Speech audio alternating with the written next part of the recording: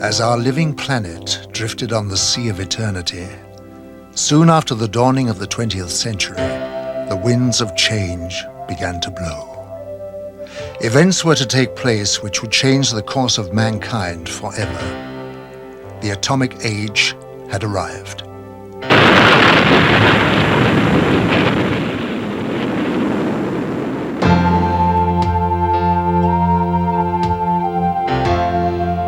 As man detonated weapons of immense power, lights started to appear in the sky in a way that suggested that something was following the course of events.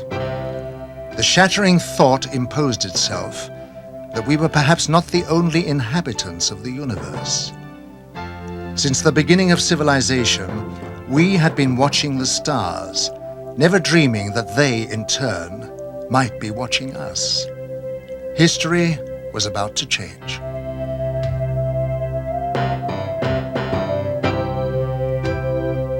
Because these lights appeared suddenly in the sky over Washington on July 20th, 1952, moving from the White House to the Capitol, hundreds of people witnessed the extraordinary event, and it left them stunned. The lights instantly jumped from one position to another. They were also observed by high military officials who knew what the lights were trying to say. The public had never seen anything like this, whereas the military had already a long history of involvement with these alien visitors, but had kept it from the public. An immediate emergency meeting was called to formulate a plan to divert public attention away from the occurrences. From that day on, it was decided to place the subject under the highest classification of security.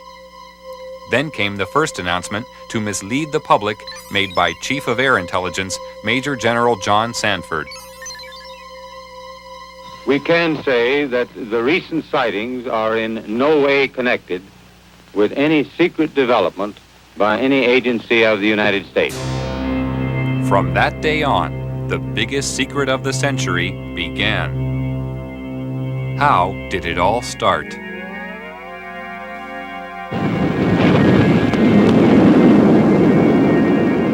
After the first atomic bomb was detonated, more tests were made of the effects on the environment and human subjects to gauge the degree of contamination unleashed. No knowledge of the devastating long-term effects existed at this time. Here in New Mexico, an army base close to a small town called Roswell became the focus of attention on July 2, 1947, when Bill Brazel, a farmer, found a crashed disc-shaped craft on his land. The military arrived on the scene and quickly isolated the spot when they found debris scattered over a wide area. They also found 4 dead humanoid alien bodies who had been ejected from the craft. Because of many recent UFO sightings by the military, they accepted the existence of visitors from outer space who obviously possessed a technology which was far beyond our understanding. Now, for the first time, they had tangible evidence and were eager to learn its secrets. Roswell was the home of the 509th Bomber Wing, the sole American atomic bomber group. Major Jesse Marcel, an Army intelligence officer, was engaged on the recovery operation and asked Walter Haut, the Army Public Relations Officer, to prepare a story for the local newspaper. He told me to prepare a release with basically the information that he gave me over the phone. When it was done, to take it into community and hand deliver it to the four news media we had in Roswell at that time, which is what I did. The story was published in the local paper. The news was also prepared to be aired by the local radio, but Judd Roberts, the radio station manager, was warned not to broadcast it. Sorry. The question that we ran into is the very next morning, some friendly person, probably from Clinton Anderson's office, called us from Washington and said, we understand that you have some information, and we want to assure you that if you release it on this matter, because it's not supposed to be released, it's very possible that your license could be in jeopardy, and so we suggest that you not do it. And he said, when I mean in jeopardy, like maybe 3 days. Preparations were made at Roswell Army Base for the transport of the wreckage. Robert Shirkey witnessed the secret handling of the parts. They came in the front door, straight down the hallway, and right out onto the ramp to climb into the airplane. And these were the people that were carrying parts of the crashed flying saucer at that time, UFO today, that I got to see. And that was the only thing I got to see. And it was very short, very quick. Colonel Blanchard, in order to get out of their way, had backed into the doorway of the ops office. And I stepped up to him and I said, Colonel, turn sideways. I want to see too. On instructions from the Pentagon, Thomas Jefferson DuBose and General Ramey created a cover story saying the crashed object was a weather balloon. We used that in order to assuage the curiosity of the press. The wreckage was loaded back onto an aircraft and flown out under cover of great security and secrecy to Wright-Patterson Air Force Base.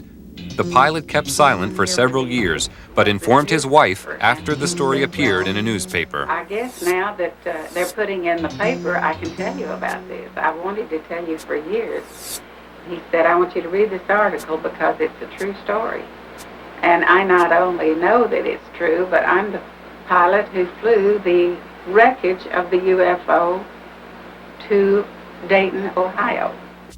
Wright-Patterson Air Force Base was considered the most technologically advanced research center in the United States. The wreckage of the Roswell crash was dismantled for analysis. The matter was considered of such importance that the orders came directly from President Truman. Under the cover of the CIA, Truman created a group called Majestic 12 for dealing with and covering up all information about UFOs. President Truman gave the task of handling UFOs only to the highest-ranking generals. After the Roswell crash, a special group of scientists was formed and facilities built to be prepared to deal with any further UFO crashes which would occur. Wendell Stevens was a lieutenant colonel in technical intelligence in the U.S. Air Force and is now a UFO investigator. Now having an extraterrestrial vehicle and some bodies in their hands, didn't know when the next one would come down, where they came from, what they were going to do about it. There were a lot of unanswered questions. And the United States was in a turmoil at the time administratively because we were shifting from a war economy and a military-industrial command structure to a civilian structure. So the military was still dominant, and they wanted to keep control of this until they knew what was happening. So they created, and remember, General Marshall was our Secretary of State at the time. He was a five-star general. These people selected certain representatives from the military-industrial complex that they controlled, generals and admirals and certain scientists that worked with the military and worked with industrial planning. These men were designated as a task force to take charge of any event that followed. And one did.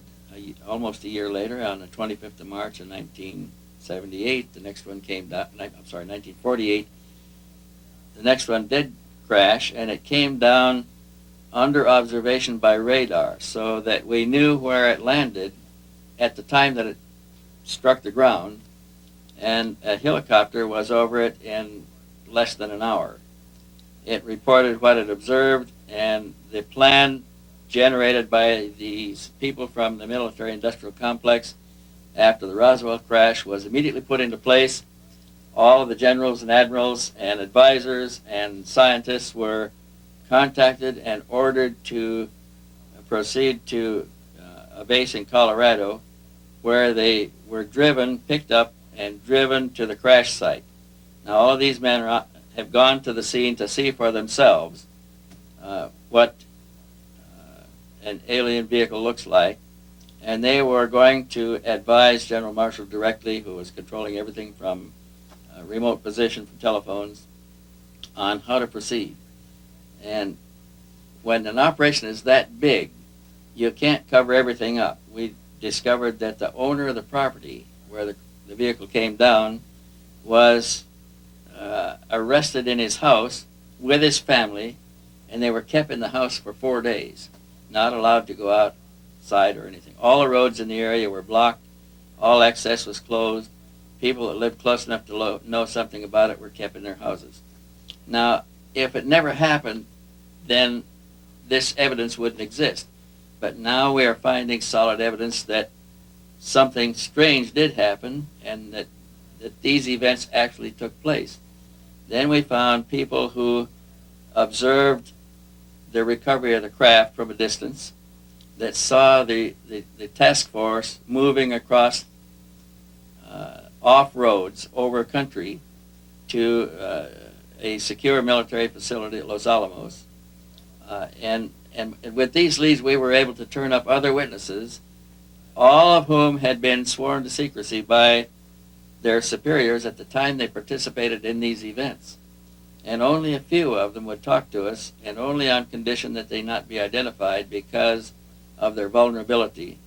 What happens in a case of violation of security oaths of this nature, they could lose all pay and allowances due or ever to become due. They could be imprisoned. They could be fined, a lot of things that none of them could stand. Through Secretary of State General Marshall, the security of the UFO situation was intensified. A closer relationship developed between the military and Majestic 12. As time passed, the power of Majestic 12 grew stronger. Virgil Armstrong was an intelligence officer with the CIA and worked with highly classified assignments. He retired with the rank of major.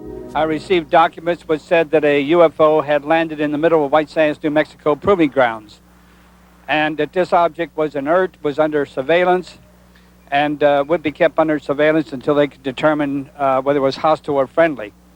It later turned out that it was friendly in that the occupants were dead, and when we got aboard there were 5 bodies. The bodies were diminutive in size, in other words 3.5 feet. The largest one was just under 4 feet. 2 of them were obviously the commanding officers because 2 of them wore epaulets on their shoulders. Later turns out that they were all male. When we flew them back to Wright-Patterson, of course, the examination, physical examination, and the autopsy, of course, revealed that they were indeed all male. From descriptions given by several witnesses, the aliens have very large eyes, a small nose, and a small mouth. They are usually about 3 feet 6 inches in height and have no body hair. Now, consider, if you will, the position of the United States government at this time. They proudly thought of themselves as the most powerful nation on Earth, having recently produced the atomic bomb and won World War II with it. They had built a jet aircraft that exceeded the speed of sound in flight, or would, in October of '47. They had built bombers with intercontinental range that carry weapons of enormous destruction. Now, imagine what it was like for these same leaders, all of whom had witnessed the panic of the Orson Welles broadcast in the War of the Worlds in 1938. Thousands of Americans panicked at a realistically presented invasion of Earth. But imagine their horror as they actually viewed the dead bodies of the real aliens. Imagine their shock as they tried to determine how these saucers were powered and could discover no part even remotely similar to components they were familiar with. No cylinders, no pistons, no propellers, no vacuum tubes. It's only when you fully understand the overwhelming helplessness the government was faced with in the summer of 1947 Can you comprehend their perceived need for a total, thorough, and sweeping cover-up to include the use of deadly force?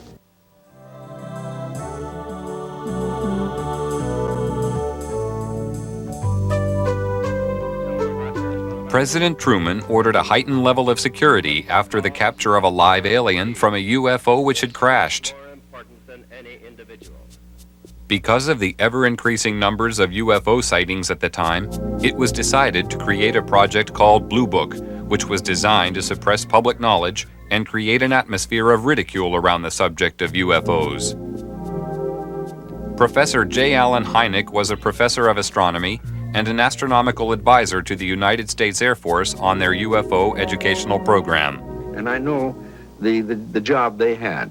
They were told not to excite the public. Don't rock the boat. And I saw it in my own eyes happen that whenever a case happened that they could explain, which is quite a few, they made point of that and let that out to the media. Things that the cases that were very difficult to explain, they would jump the handsprings to keep the media away from it. For they had a job to do, to, whether rightfully or wrongly, to keep the public from getting excited. A live alien was captured in 1948 after a UFO crashed in America. He refused to communicate for 1 year and was given the name EBE, or Extraterrestrial Biological Entity. He later began to communicate and gave details of his home planet. EBE had a large crystal which he linked to his mind telepathically and was able to communicate with his own race. He was also able to see into the past and future and perform many other amazing feats. He told of believing in the universe as the supreme being and stated that his race lived in harmony without wars and had nearly eliminated all diseases. He said they lived to approximately 800 years of age and that their technology was far in advance of ours. The authorities were amazed by the things they were shown through the crystal. EBE was able to communicate with huge spaceships which were holding orbital positions thousands of miles from the Earth. He told them that their craft were capable of reaching areas in the universe beyond our imagination, and that they were operated by thought control coupled to biological computers, and consequently did not have any control systems as we understood them. He talked about his planet and how their technology had created a system where everything was self-functional and did not require a workforce to operate it, and that everything was monitored from a central control system. He said that technicians were present there.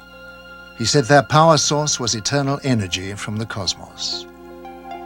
He told them that his race didn't have a government like Earth, but a society governed by wise elders who sat in council to make decisions of policy.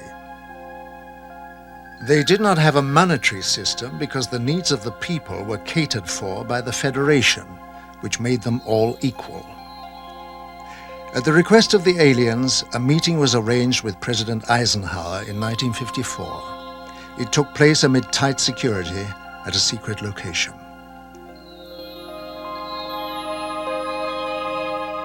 At this meeting, negotiations took place regarding the permitted presence of the aliens on Earth.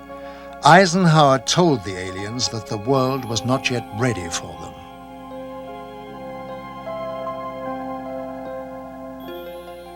Eisenhower witnessed an alien demonstration of technology and power at Muroc Dry Lake, which is now called Edwards Air Force Base. I believe we made a deal, and the deal was that in exchange for super technology, super weapons technology, we would agree to ignore the abductions that were going on. He made it more military-oriented than, say, a civilian president would have. And it's this, I think, that has let his actions let the real power of the executive office slip through the hands of the president into MJ-12. The President of the United States does not have a high enough clearance to know the whole thing. And it's interesting to note that above top secret there's 38 levels of clearances. Eisenhower's the last president to have a full briefing on the alien problem. There was a disdain of elected officials throughout the intelligence and military communities, and they just didn't like elected officials. So every president since then has not had high enough clearance to know the whole problem. Now they know there's aliens, they know we've recovered saucers, and they know that we're trying to get technology. But there are certain other things which probably only about 25 people on the face of this earth know. But while the visitors monitor our every move with their superior technology, being technically advanced does not always ensure their own safety. This was proved by the UFO crash in the Kalahari Desert in 1989. One of the most documented cases of all time referred to a 60-foot wide spacecraft which was forced down on the border of South Africa. This craft impacted with the desert at high speed, causing a crater 450 feet in diameter and 36 feet deep. Official military documents reveal that the craft entered South African airspace at 1:45 p.m. on the 7th of May 1989 and was intercepted by 2 Mirage jet fighters. Because the craft failed to respond to communication, one of the fighters was ordered to attack the craft with an experimental laser cannon. This caused the craft to lose altitude and crash. After the craft was retrieved, it was removed to a secret Air Force base. And on arrival at this base, it was found a door had partially opened in the side of the craft. Hydraulic pumping gear was brought to the scene and the door was forced open. When this was done, 2 aliens staggered out of the craft, and it was found that one appeared to be seriously injured. They were immediately arrested and removed to a medical center, where a medical team was sent in to try to assist. The authorities at the scene entered the UFO, and hieroglyphics were found inside the machine, alien hieroglyphics of course, and various items of electronic equipment were also removed from the craft. The retrieval team from America arrived eventually, and the object plus the aliens were eventually taken by C-5 Galaxy transporters back to Wright-Patterson Air Force Base, where further analysis was taken on. When the military entered the craft, they quickly removed portable equipment and instruments, some of which were considered useful as potential weapons. This was not certain at the time, but was clarified after scientific investigation. Also found aboard the craft were a series of hieroglyphics, which indicated that the aliens had a written form of communication. The writing gave the impression of an alien alphabet, but it is not known if any of the scientists present were able to understand its meaning. Data found on the craft were stored on a system of silicone slides. It was obvious to everybody at the site that they were dealing with a very advanced technology, including the propulsion system. As more and more alien technology comes into the possession of our scientists, more understanding is being gained about the physics involved in producing propulsion systems capable of taking man deep into space.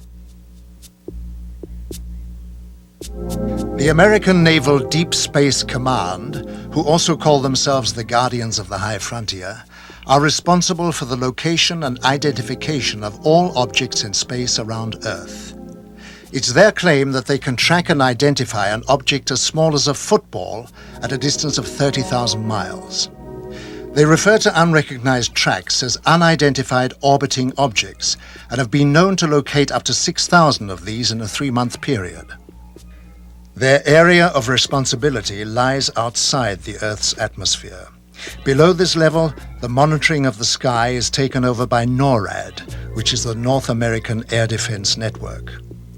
Larger radio telescopes are on station throughout the world. They can scan the heavens to distances of hundreds of light years.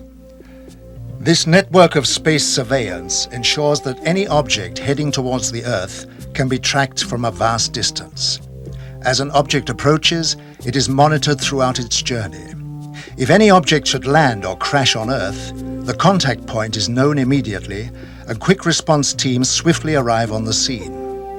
This network was created after the Roswell incident, and since that time has developed into a sophisticated search and retrieval operation. Quick response teams are located in strategic positions throughout the world. Once there, they isolate the area and ensure that the public is kept unaware of sensitive incidents. All over in NATO, they are interested. It's generals and colonels. The Americans are interested. The English are interested. Everybody knows about it. I was one in Wiesbaden with one of the squadrons down there, and I worked with a colonel. And one afternoon, I was going to nearby town. I don't remember the name. And I went to the office in civil clothes to pick up something, and he was sitting there. Hey, Major, he said, where are you going? I'm going to city. What is that? He pointed. I had my badge here with a flying saucer on my blue jacket. I said, what? That, damn it, that. I said, nothing. It's a flying saucer. I said, it couldn't be. You Americans have proven they don't exist. Shut up, he said. He took the telephone and rang. Jack, Pete, come on down. And in a sudden, we had 5 officers and himself. And we talked for 3 hours. And they knew exactly as much as I did. So everybody knows about it. And it is not illegal. And you are not disliked. I have talked with generals for hours, not on my purpose. They asked me to talk with them about it. They have received my magazine, UFO Contact, for years. So they are interested, but since the public opinion is secrecy, they can't go any further. Although many years have passed since the beginning of the UFO era, the veil of secrecy has remained to keep the public uninformed. Despite the suppression of information, millions of people throughout the world are still seeing and reporting the presence of UFOs in our airspace. And many more millions are now firm believers in the presence of extraterrestrial flying machines. They know that UFOs exist. I think what has happened over the years, the government has lied so much that they have painted themselves into a corner, and it's almost impossible for them to tell the truth today. The biggest secret in the history of mankind, and the government is not going to let this out. There is no way to get anything out under the Freedom of Information Act. In Russia, the subject of UFOs is now out in the open. Marina Popovich is a retired Russian cosmonaut and fighter pilot. During her military career, she was twice awarded her country's highest military order, Hero of the Soviet Union. She is now one of Russia's leading UFO researchers. 10 years ago, people only made jokes about this subject. Now the attitude to UFOs is very positive. The majority, 80%, think there is extraterrestrial intelligence and that this intelligence is trying to establish mutual contact with us. Now cosmonauts and pilots are more willing to report their contacts with UFOs when they have taken place. Unlike the rest of the world, the Soviet Union has an openness about the subject of UFOs. They even have a monthly television program devoted entirely to it. In the near future, university courses will also be available to study the subject. Several Soviet generals have already stated that there is no question as to what UFOs are. We know they are alien spacecraft. But at the Center for UFO Studies, we have a computerized data bank that now has more than 75,000 UFO reports on it. And what is even more interesting, they come from, by latest count, from 133 countries. When you start reeling off the countries, it sounds like a roll call at the United Nations. And even more interesting than the just number themselves don't mean so much. But the thing that finally convinced me that we were not dealing with nonsense is basically the caliber of the witnesses. Many of the reports are made by highly responsible people, impeccable integrity, people in technical training, air traffic controllers and military and commercial pilots. Finally got to the point, and it took me quite some time. I finally got to the point, however, where I simply said, I can't continue to call these people deluded or nuts. They are seeing something. Something is real. The late J. Allen Hynek was an astronomer, just like I am. His background and mine are very similar. He was for many years a professor of astronomy, and so was I. And what Hynek said was, UFO research is leading us kicking and screaming into the science of the 21st century. Like Hynek, I sought to debunk the reality of UFO phenomena, and like him, discovered just the opposite. Technology has advanced rapidly over the past 50 years for all the world to see. But in secret locations, amid tight security, the true advance of technology is hidden from public knowledge. From one such location came the stealth bomber. This futuristic aircraft is the only type known which has the ability to fly into radar-protected areas unobserved, almost without sound, to perform whatever task is necessary. The technology used in the production of the aircraft is a giant leap forward from conventional technology, and the question has to be asked, where did it come from? At one super-secret US government test facility situated in the Nevada desert, strange glowing lights are regularly seen performing aerobatic displays which are far beyond the capability of our known aircraft. They seem to be intelligently controlled. Can this be yet another example of some secret, very advanced technology? Or are the authorities hiding some exotic foreign contrivance? Here at Area 51, also known as Dreamland, is the most highly protected and secret facility in the whole of the United States. Bob Lazar, a physicist, worked on special projects within this complex and felt compelled to reveal what he saw. They are actively and have in their possession alien spacecraft, and they are actively undergoing analysis and flying them. They set up and produce their own gravitational field. Just as the Earth holds all matter down, they produce that same field, but out of phase, and it repels itself. The effects that can cause, the way in which everything operates is by all intents and purposes magic. I mean, it is so far beyond our level of technology. Why is such technology available only to the few and not to the whole of mankind? Have we the right to know? Are we ready for it yet? Or is the race for technological advantage more important? Why keep a secret about probably one of the most important events in history, that there's been contact from an alien civilization? It's a significant event in history, more significant than anything.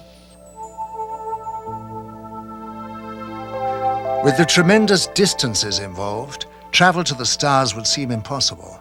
But with man's endeavor and resourcefulness, these problems will be overcome as they always have been in the past. Scientific estimates tell us that there will be a breakthrough in space travel in the near future. When the boundaries of distance break down, the Earth will become our home, the universe our world. If NASA has its way, many of the next generation will be residents of Mars, and the move towards this has already begun with the development of a space station. This was the essential first step towards making man a citizen of the universe. What is really the long-range purpose of the space station? And we have worked on that question for a long time in NASA. We have started in the early 60s under the guidance of Dr. Werner von Braun and others to look at long-range goals beyond the moon, beyond Mars even. And only recently, in fact it was July 20th, 1989, the 20th anniversary of the landing of Apollo 11 on the moon, that President George Bush proposed a new program, a long-range program, with a goal to return to the moon and eventually go on to Mars, to the United States, as a long-range commitment. And as we develop the space station itself will be used as a test bed, as a laboratory to test new technologies. And you need space to develop those technologies. As long as we are still on Earth, we can just talk about it. The question of which technology to use for this new, what we call the Space Exploration Initiative, that's the name, SEI, Space Exploration Initiative, what technology to use in the area of propulsion or life support or materials and structures and power and communications is being analyzed and investigated by NASA right now. And we're doing it in a number of categories. We're looking at present-day technologies, tomorrow technologies, and advanced technologies which are day after tomorrow. What was yesterday's science fiction is today's very palpable truth. Grandfather's spine-chilling fantasies have become an indispensable part of modern life. Jesko von Puttkammer was NASA's advisor to the creator of Star Trek, Gene Roddenberry. You know, the reason I worked with Gene Roddenberry was because he wanted us to help him portray a future 200 years from now as we would like it to be. Very positive, technology having become our friend instead of our enemy, technology as a partner of humans. And of course the story itself of this machine, Voyager or V'ger, looking for its maker, its creator, which is really a metaphor of humans looking for their God. And it's the God-seeker story.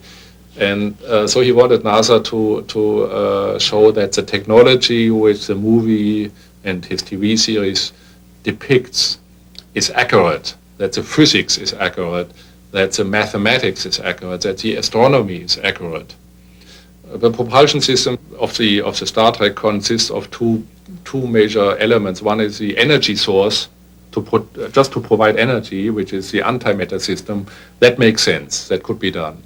But the propulsion itself, to push the ship, it's called a warp drive, and that has to do with changing space itself and flying faster than the speed of light. We know what antimatter is, and that when you have antimatter and real matter and it comes together, you get a tremendous explosion, you get tremendous energy, E equal mc square, as Einstein said.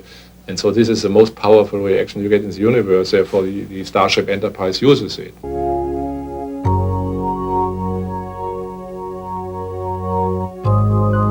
The message from the alien visitors is becoming clear. The human race is producing more problems than it is solving. A change of direction is necessary to guarantee a safe transition into the future. They are here to warn us. They started this program a couple of thousand years ago. They are very highly technical and spiritual advanced. These people have a technique that they can foretell development in cosmos for centuries. And they knew thousands of years ago what were going to happen on Earth, so they prepared for that situation. And we go forward to our time. Now they are here in our atmosphere in large numbers. They have always been here, but now they are here in large numbers to look over what we are doing, simply because they know that we'll kill ourselves. In many ways, if we don't push the button, we'll be killed by poison. If we don't kill each other by poison, we'll kill each other by too many people.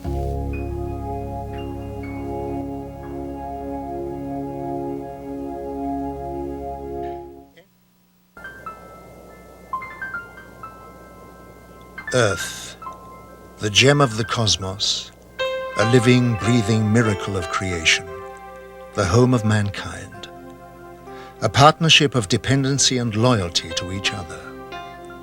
The passing of time saw man forget his loyalty. He began to poison and suffocate his planet because of his growing need for power to fuel his technology. A scientist of great wisdom and vision, Nikola Tesla, foresaw this danger and offered the world his discovery of the magic wave as pollution-free energy. His offer was rejected.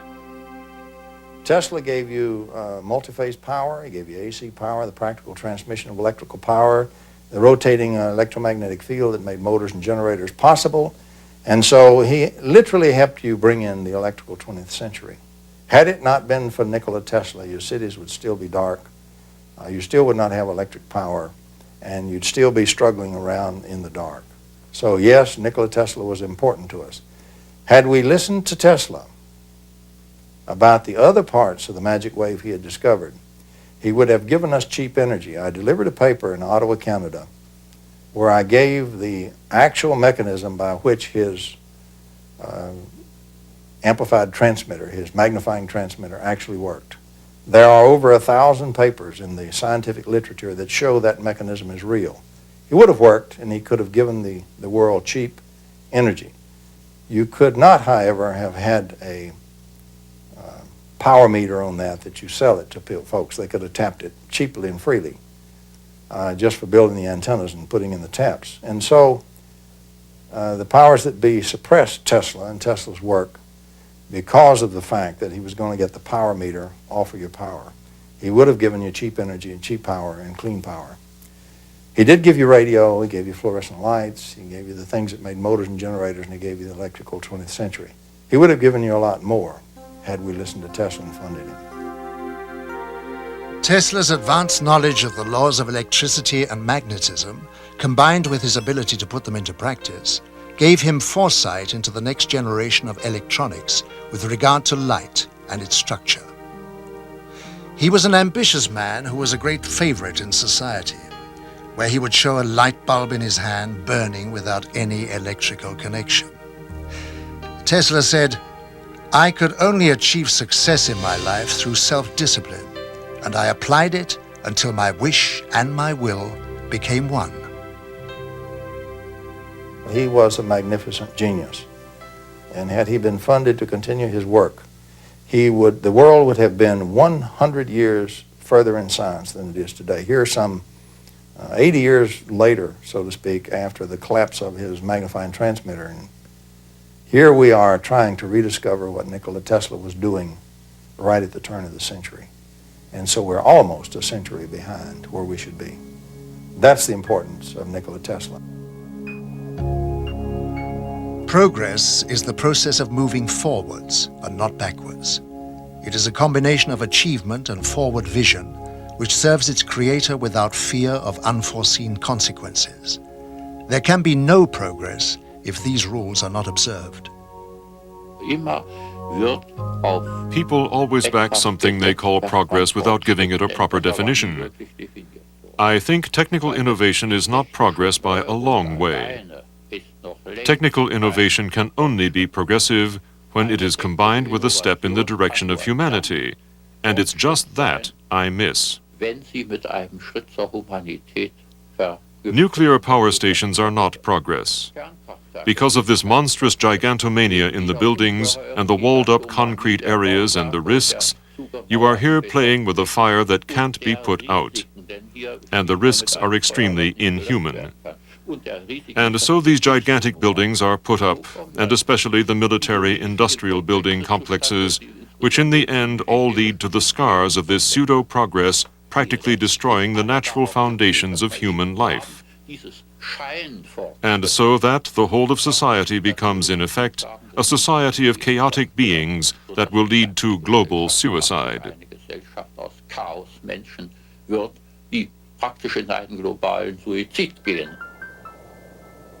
Real progress is being made in a laboratory in Canada.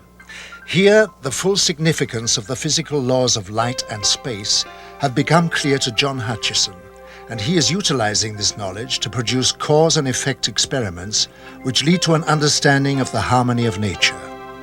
Science, in harmony with the laws of nature for the good of mankind, will hold great values in many fields and would advance its course beyond our present comprehension. John Hutchison has been working in the areas of electromagnetic forces and the changes in the molecular structure of materials for many years. He has in this time achieved a breakthrough in anti-gravity knowledge, providing spectacular examples of heavy objects flying through the air without any visible signs of propulsion. He has also made amazing discoveries concerning the alteration of compositions of materials by subjecting them to a form of electromagnetic bombardment. We're looking at something which you know shouldn't be happening. The result of these experiments showed in graphic detail metal heating to a near-liquid state without heat. Hard metals would turn into soft rubbery objects, proving that any substance could change its form if the science involved was understood.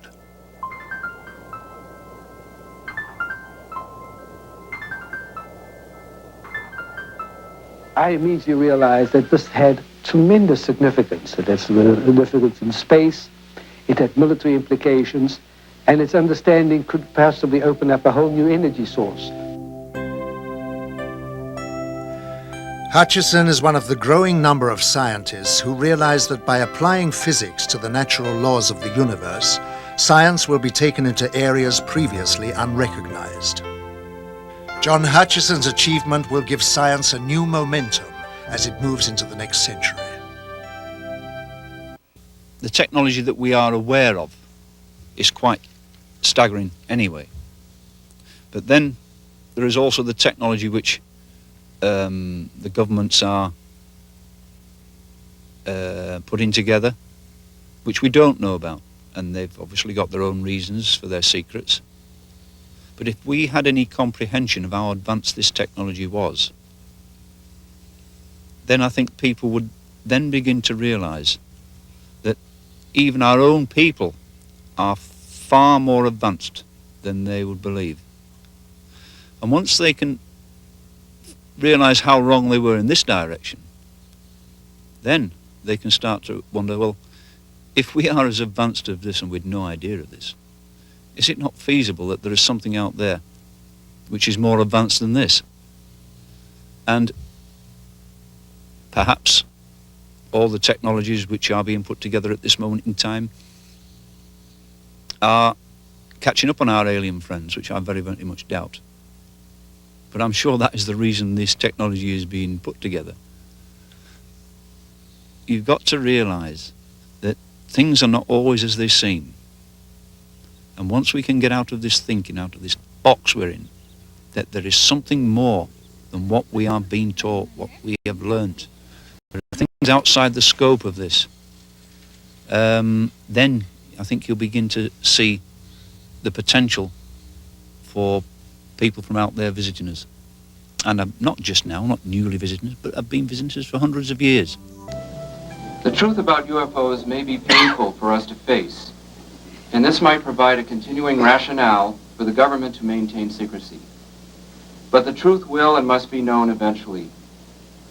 Continuing our denials and fears, in my opinion, are only adding to the problem. We are all in this together. In a time of opening relationships with the Soviet Union, we have the potential for radically demilitarizing our foreign policy, reallocating those resources toward preserving our planet and opening ourselves to the global village. Part of that new reality is embracing the unknown and the possibility that we have visitors beyond the Earth or beyond our dimensions of time and space. We must enter our new openness in peace and without recrimination. Our government of the people, by the people, and for the people needs to be involved in the process, not as a hostile, separate, secret unit. I therefore advocate an orderly, non-vindictive congressional investigation of UFOs and a change in government policy on supporting research in these and other phenomena. The late philosopher Joseph Campbell once said that we are living in a time in which our ignorance and our complacency are coming to an end.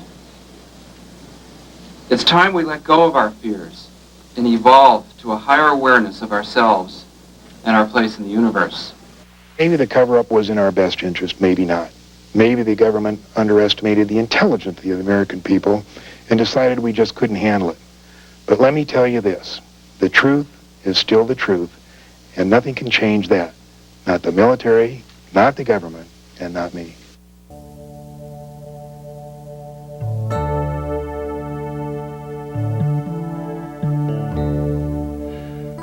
Although mankind has been faced with many crises throughout history, he has always been able to overcome them.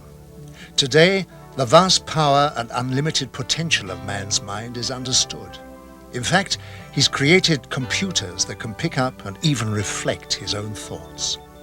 Man is a complex whole, possessing the capability to make matter visibly change. With the power of his mind, he can tap the energy source of the cosmos to manifest all possible necessities of life for himself. Thoughts are energy. Energy influences matter. The technology involved is one of peace, as it eliminates war. And it's only a matter of time before everyone discovers this ability. If we can create in the laboratory, without any doubt, a mind-over-matter interaction that's a few parts in 10,000, certainly all you have to do is extrapolate that a little bit to come up with a mind-over-matter mastery that could happen later in our own development, and certainly what seems to be true in some of the UFO visitations.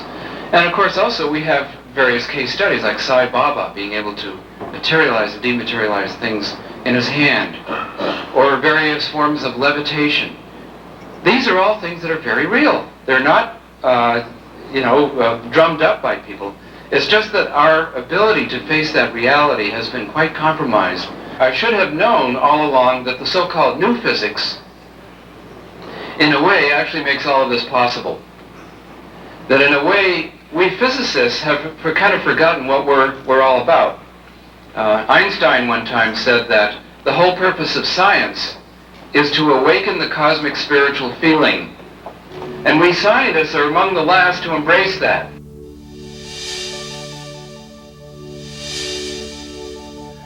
The cosmos is the energy and lifeblood of all things. Man is part of this energy and therefore holds the potential to achieve literally anything. Science is in the early stages of attuning to this enormous reservoir of knowledge, where anything is possible. Our comprehension of such things is limited only by the painful realization of change. The idea of a living cosmos is such a new concept that we have not accorded it its rightful place. Contrary to the popular view, it can be shown and conclusively proved that that has an internal structure of incredible order and beautiful order. It's filled with electromagnetic waves going in bidirections. Pick a frequency, there's a wave going in one direction and a wave in the other direction. The wave that's going backwards is an anti-wave. It's a time-reversed wave.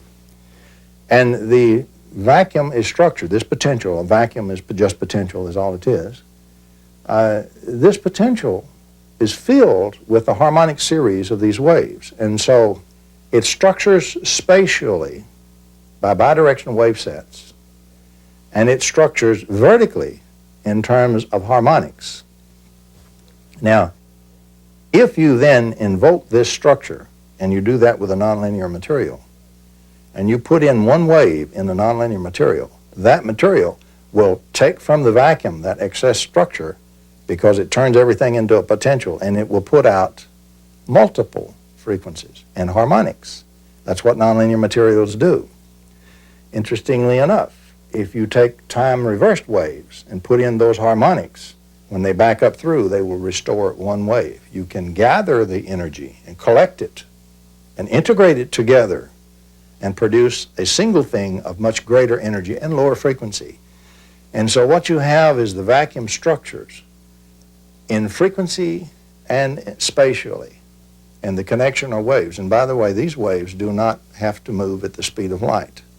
They can have much greater velocity. Yes, our knowledge grows rapidly in almost every discipline. Conservative scientists in the past, or if you like, futurologists, have always been too cautious, too conservative in their estimates.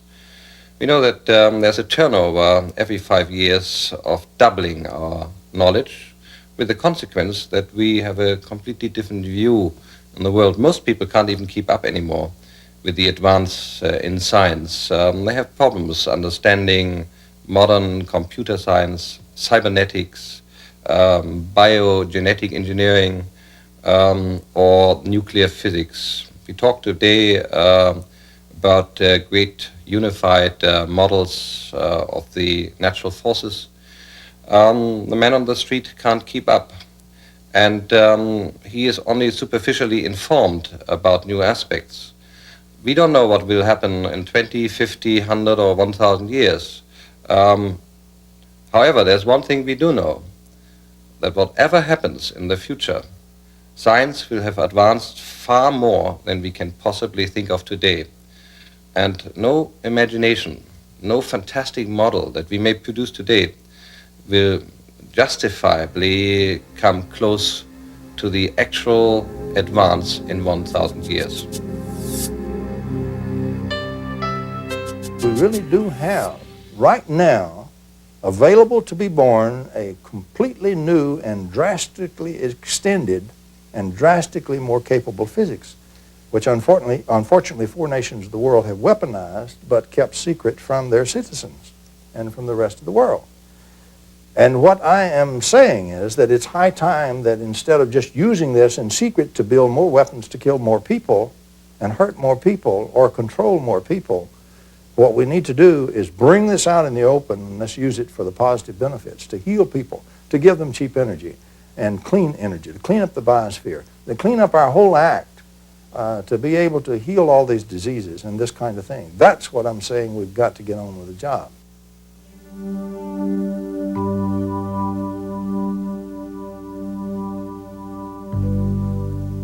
Life on your Earth is dependent on new sciences and technology to achieve advancement.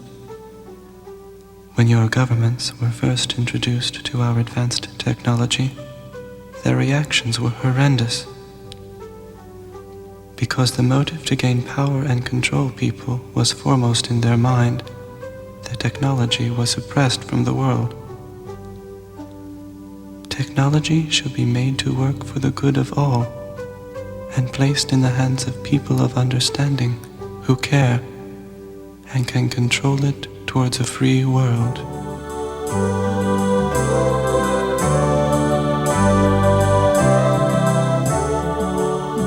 I think the first point in overcoming any difficulty or any problem or any crisis is to have the faith that something better is possible. Without faith, without trust that it can work out better, without the vision of something greater, it won't happen.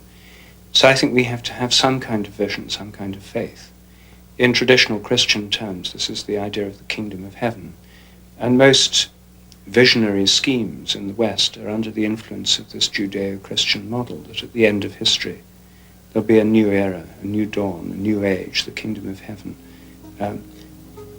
A utopia. Well, I mean, there are many different ways of formulating this. We have to think this. I think it's built into our whole civilization. It's very difficult for us not to think this, or at least if we don't think it, we despair.